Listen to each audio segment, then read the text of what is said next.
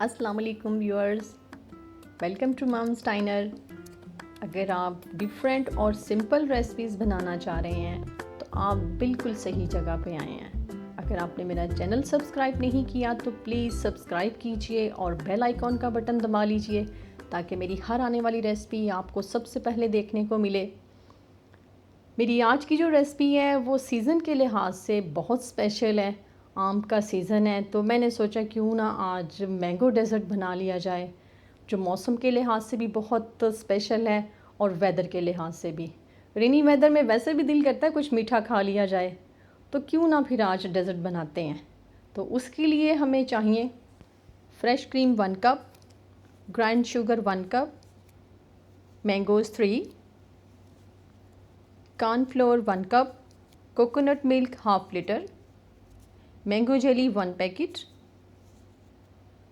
Milk 1 litre, mango custard 1 cup, vanilla cake, उसकी recipe जो है वो डिस्क्रिप्शन बॉक्स में आपको मिल जाएगी। यहाँ पे आप इंग्रेडिएंट्स का स्क्रीनशॉट ले लें ताकि आपको सारे इंग्रेडिएंट्स रिमाइंड हो जाएं और रेसिपी बनाने में आपको आसानी हो जाए। सबसे पहले हम कस्टर्ड तैयार करेंगे। उसके लिए केटल में आप दूध डाल लें, फ्लेम ऑन कर लें और इसमें शुगर ऐड कर लें। 4 स्पून शुगर डाली है मैंने। ये आप अपने टेस्ट के लिहाज से भी डाल सकते हैं। शुगर मिक्स करके दूध को मीडियम फ्लेम पे उबलने के लिए रख दें। कोकोनट मिल्क और फ्रेश क्रीम को 1 घंटे के लिए रेफ्रिजरेटर में रख लें। आधा कप दूध जो हमने बचाया था उसमें 6 चम्मच कस्टर्ड पाउडर के डाल के अच्छे से ब्लेंड कर लें। कस्टर्ड का स्मूथ टेक्सचर बनाने के लिए दूध को बॉइलिंग पॉइंट पे लेकर आएं और कस्टर्ड पाउडर को इतना ब्लेंड करें कि इसमें कोई भी लम्स बाकी ना रहे। अब एक हाथ से बीटर चलाएं और दूसरे हाथ से मिक्सचर ऐड करते हैं। कस्टर्ड गाढ़ा होने तक इसको कंटिन्यूसली बीट करते रहें। कस्टर्ड गाढ़ा हो गया है लेकिन अभी आपने फ्लेम ऑफ नहीं करना। जब बबल्स बनने लग जाएं तब फ्लेम ऑफ कीजिएगा। कस्टर्ड को फ़ौरन ठंडा करने के लिए एक बाउल में आइस क्यूब लें और साथ 1 गिलास पानी डाल दें। इस तरह ठंडा करने से कस्टर्ड के ऊपर लेयर नहीं बनती और इसका टेक्सचर स्मूथ रहता है। अब 5 मिनट के लिए इसको ठंडे पानी में रख के बीट करें और फिर वक्फे वक्फे से इसको हिलाते रहें। आप इस तरह से कस्टर्ड बनाइएगा, फिर देखिएगा कितना स्मूथ और थिक कस्टर्ड बनता है। अब जेली बनाने के लिए पैन में 1 गिलास पानी ले लें और उबलने के लिए रख दें। जब पानी उबलने लगे तो इसमें जेली पाउडर डाल दें। जेली डालने के फ़ौरन बाद चम्मच को तेज़ी से हिलाएं ताकि जेली अच्छे से पानी में हल हो जाए और ख़्याल रहे कि जेली के सारे पार्टिकल्स हल हो जाएं। अब जेली को सेट करने के लिए किसी भी बर्तन में डाल के 15 मिनट के लिए फ्रीज़र में रख लें। अच्छा डेज़र्ट बनाने के लिए इस रेसिपी के सारे स्टेप्स फॉलो कीजिएगा। अब हम कोकोनट कस्टर्ड बनाएंगे। उसके लिए बाउल में 4 टेबलस्पून शुगर और 2 टेबलस्पून कॉर्नफ्लोर डाल लें। शुगर मैंने अपने टेस्ट के हिसाब से डाली है, आप कम या ज़्यादा भी ले सकते हैं। अब हम इसमें फ्रेश क्रीम और कोकोनट मिल्क ऐड करेंगे। इसको हमने रेफ्रिजरेटर में 1 घंटे के लिए इसलिए रखा था क्योंकि कोकोनट कस्टर्ड को हमने डायरेक्ट हीट पे नहीं पकाना। कोकोनट मिल्क को अगर डायरेक्ट हीट पर पकाएंगे तो इसका टेस्ट चेंज हो जाएगा। अब तमाम इंग्रेडिएंट्स को अच्छे से बीट कर लें और इतना बीट करें कि इसका फ्लफ़ बन जाए। किसी खुले बर्तन में पानी लेके उसको बॉईल करें और मिक्सर वाला जो बाउल है उसमें रख के इसका कस्टर्ड बना लें और कंटिन्यूसली इसको बीट करें ताकि इसका स्मूथ और थिक टेक्सचर जो है वो रेडी हो। Let's start the setting of dessert. Serving bowl में सबसे पहले केक की लेयर लगाएं। मैंने क्यूब शेप में केक काट कर लगाए हैं, आप किसी भी तरह से लगा सकते हैं। अब इसके ऊपर मैंगो क्यूब्स लगाएं और इक्वल स्प्रेड करें उसको। अब थोड़ा थोड़ा करके कस्टर्ड की लेयर लगाएं और टेबल स्पून के साथ लगाएं। फ्रेंड्स, ट्राइफल में एक बात का ख़ास ख्याल रखें कि एक लेयर के ऊपर जब दूसरी लेयर किसी भी चीज़ की लगाते हैं तो नीचे वाली लेयर डिस्टर्ब ना हो। तो इस तरह से टेबल स्पून की मदद से इसके ऊपर कस्टर्ड लगाएं। अब स्पैचुला से इसकी सरफेस जो है वो उसको प्लेन कर लें, क्योंकि इसके ऊपर हमने नेक्स्ट लेयर लगानी है। तो नीचे वाली लेयर को बिल्कुल इक्वल कर लें, फिर उसके बाद दूसरी लेयर को लगाते हैं। अच्छा ट्राइफल बनाने का एक सीक्रेट बताऊं आपको, इसका कस्टर्ड जो है वो हमेशा थोड़ा थिक रखते हैं। अब सर्विंग डिश के एजेस पे केक के स्लाइसेस लगा लें। फ्रेंड्स, मैंने इसको फ्लावर मोल्ड में बेक किया वनीला केक को, अपनी सर्विंग डिश के हिसाब से। आप किसी तरह से भी केक की सेटिंग कर सकते हैं।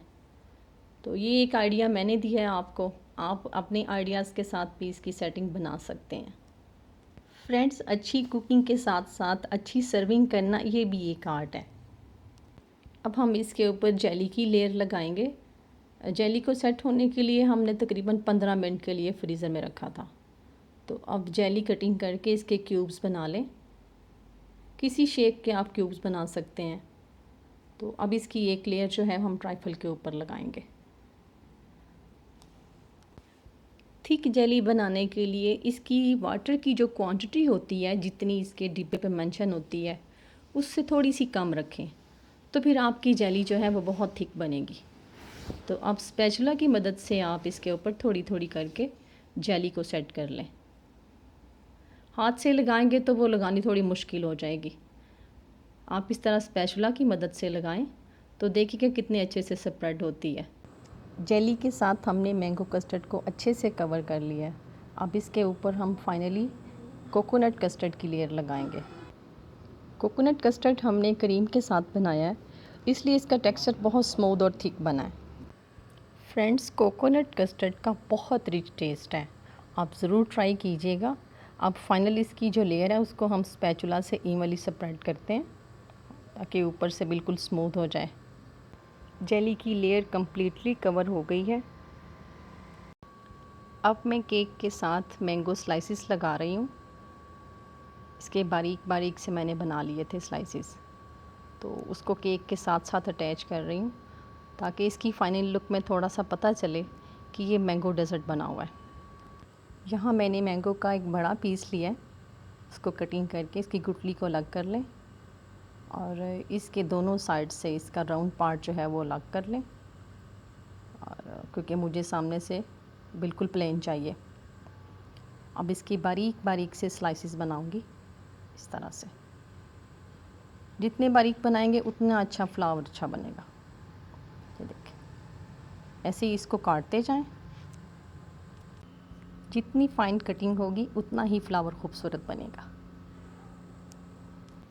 फ्रेंड्स, कोई भी काम मुश्किल नहीं होता, अगर हम छोटे छोटे टिप्स और ट्रिक्स को फॉलो करें तो काम करना आसान हो जाता है।